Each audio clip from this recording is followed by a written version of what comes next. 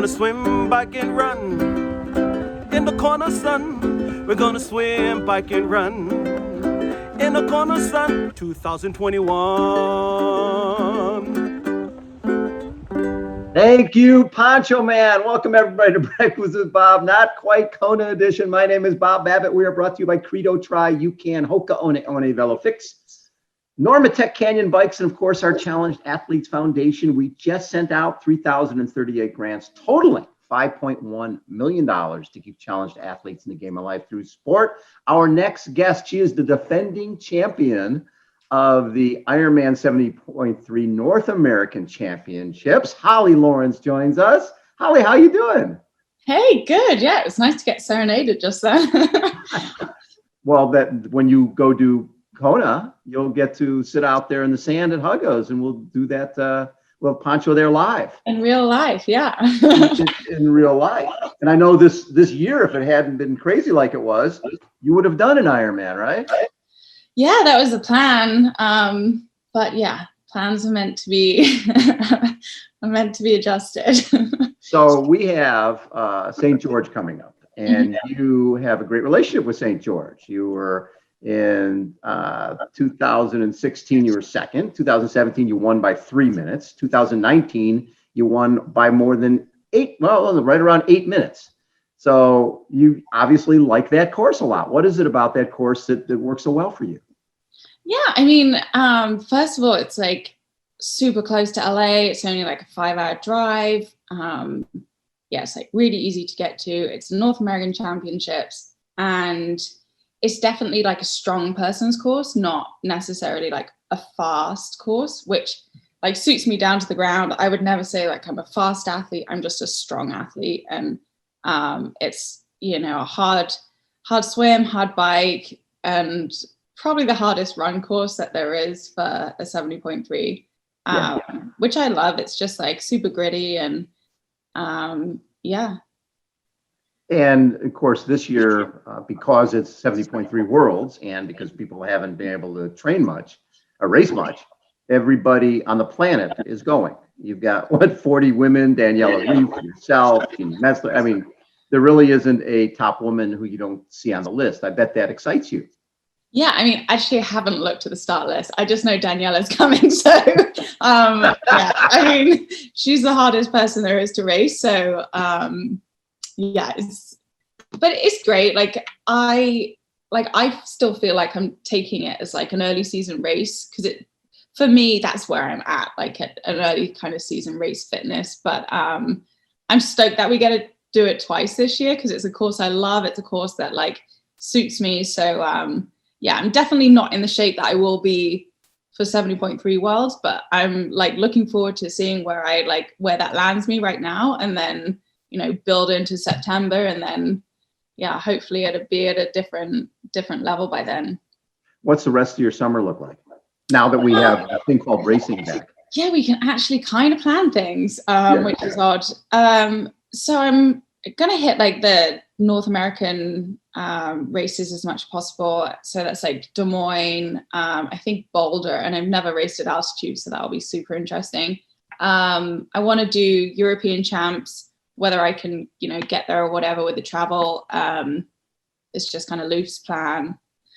There's obviously the Collins Cup, which hopefully I'm hoping to make the European team. And then World Champs, and then, see like how everything is by the end of September and how I feel. And because I was hoping, as you know, I was saying I was going to do an Ironman last year, because as well, it was going to be at St. George. And like, I love St. George. It's a drive away. There's nothing to, like I could just kind of like fly under the radar, early season race with like winter kind of mileage. So yeah, that whole plan got scrapped. And now it's like probably not the focus this year, but like maybe at the end of the year, like we'll see. I just can't plan that far ahead yet. So you're somebody who knows a little bit about sheltering in place. Yeah. We had to go through this last year because of when you fractured your ankle back in 2018. How did you deal with this? Did you look at it as, okay, this is a long period where I can just do consistent training? Or was it, gosh, what am I going to do next? Yeah, I mean, we definitely like had so many waves of like, you know, at first we all thought it was going to be this 2-week thing that we had to get through. Right. Yeah. So like, you know, we're out buying wine, chocolate, being like, you know, get through this however we can. And then we're like, oh heck, we're in for the long haul. We need to like pump the brakes. And like the pools were shut, the beaches were shut for a long period of time. Like, so for me, it was actually really easily mentally to get around it, because it was like, it was nothing I did. It wasn't like when you get injured, you feel like it's your responsibility. It's you've messed up, your body has, like, it's your responsibility to keep yourself together. Whereas like, it was just no fault of our own. Yeah, the situation sucked, but like, I think it's just so much easier to get your head around. So yeah, it wasn't a difficult year from that, like mentally, but yeah, it was just like, just kind of stripped everything back again. And that like training again was like all I had to keep me grounded, that I just loved training, that it didn't matter when the races came. I knew eventually the world is going to sort itself out. So it was just doing what you could during that time, which was challenging. So going back to April 7th, 2018, you're doing Oceanside, you finished second. Did you know right when you finished that you had done something serious to your ankle? Oh yeah. Yeah. And like, I knew, I mean, at the time, I've told this story so many times, I kind of get bored of saying it now, but like, I kind of was in denial for a couple of days, and then yeah, we knew it was broken, and it was a long time, but it just like, it seems like another lifetime now, right? Yeah. Because you come back from it, and when you finished second at World Championships at Nice, that to me was like, okay, Holly's all the way back. Yeah. I mean, now I forget which foot it was, so like that's when you know it's like, wow, that's amazing. I would have to look at the scar. Yeah. Wow. And with St. George, so the training you've been doing is more early season training, so it's not this is just a kickoff of the year, and then I mean, so I actually made a coaching switch the end of last year. I went back to my bike coach that kind of took me up until, so he coached me through 2016 World Champs, and shortly after, and then he got, because he's a cycling coach, he was based in the UK, and it was through Train Sharp. So he got poached by Team Dimension Data at the time. So then I lost him as a coach, and then, you know, and then after I was injured, I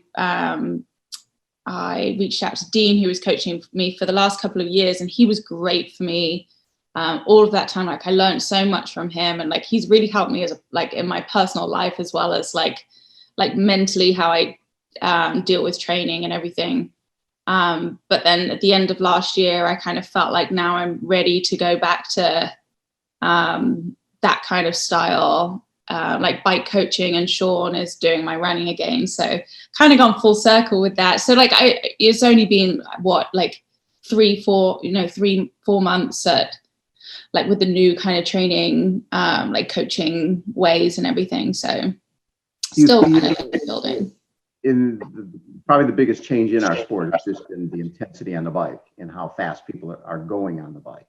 Did you feel like you needed to up the ante on the bike? Yeah. So before, when I was coached by Elliot, who's like a true cycling coach, I was like so precious about the numbers.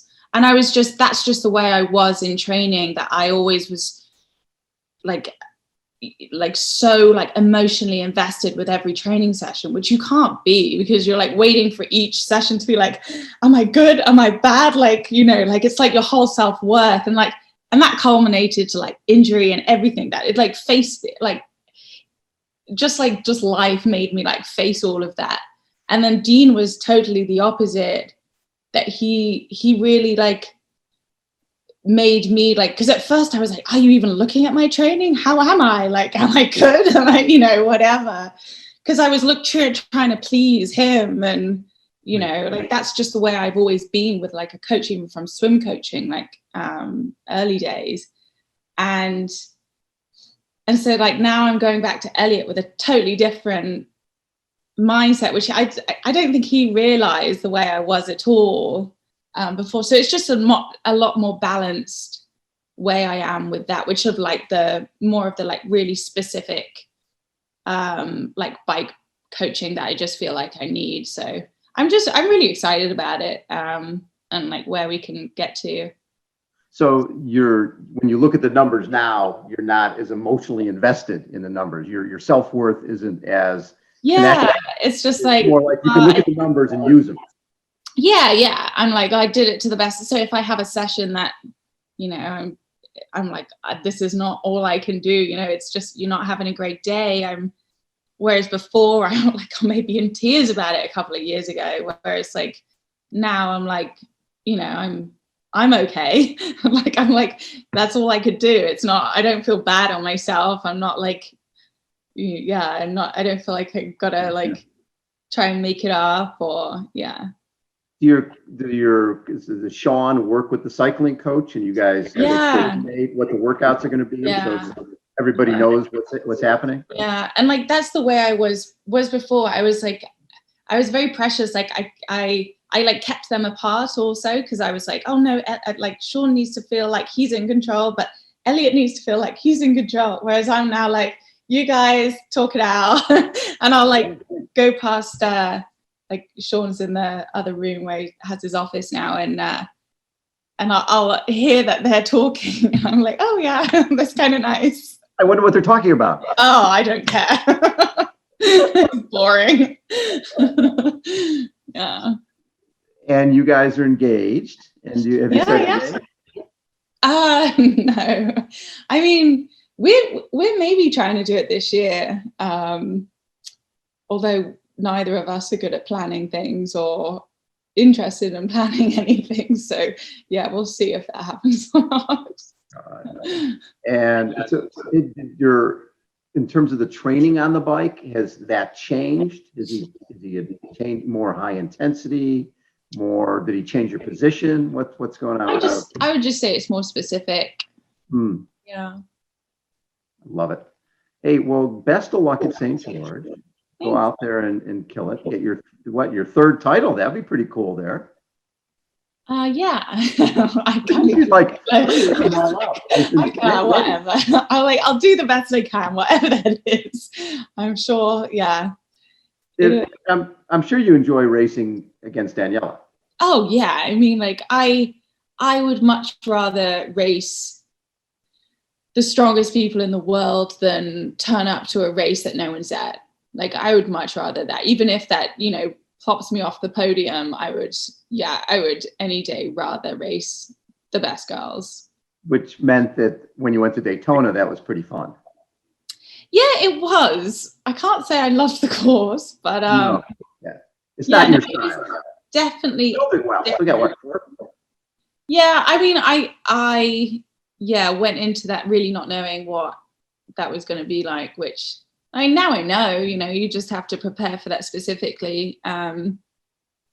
Yeah. It's nice to get fourth in a race and make the money you made. Yeah. No, that was, it was great. And like just the way they produced it, like I believe in their vision for like changing triathlon for the good of like, you know, all the other mainstream sports that you watch that just has that, you know, more of that professional like production to it. So speaking of that, Collins Cup, I think you're second European right now? I think I'm like fourth. I don't know. I haven't even looked. But... you are. Yeah, you're right there. Yeah. So, do you have to be top 4 to go? I think top 4 is automatic qualifications, and then. And some good dollars comes with that when you automatically. I think, yeah. Very cool. Good for you. Yeah, fourth right now. You got Daniela Ryf, not a bad group. Annie Hogg, Lucy Charles Barkley, Holly Lawrence. That's a pretty good group. Yeah, I mean, I'm glad that I'm European because I wouldn't want to be on any of the other teams. Like, I just don't know how they're going to go into it thinking they're going to rival Europe. I mean, then you're looking at Jan Frodeno, Alistair Brownlee, Sebastian Kienle. You guys are dominating, right? Who's not beating? Yeah, that's your top four there. They might be some teams waving the white flag already. Before, right? Is it possible for anybody to beat Team Europe? I mean, never say never, but maybe I have to switch to be American and then I can help them out. And you can help the Americans out.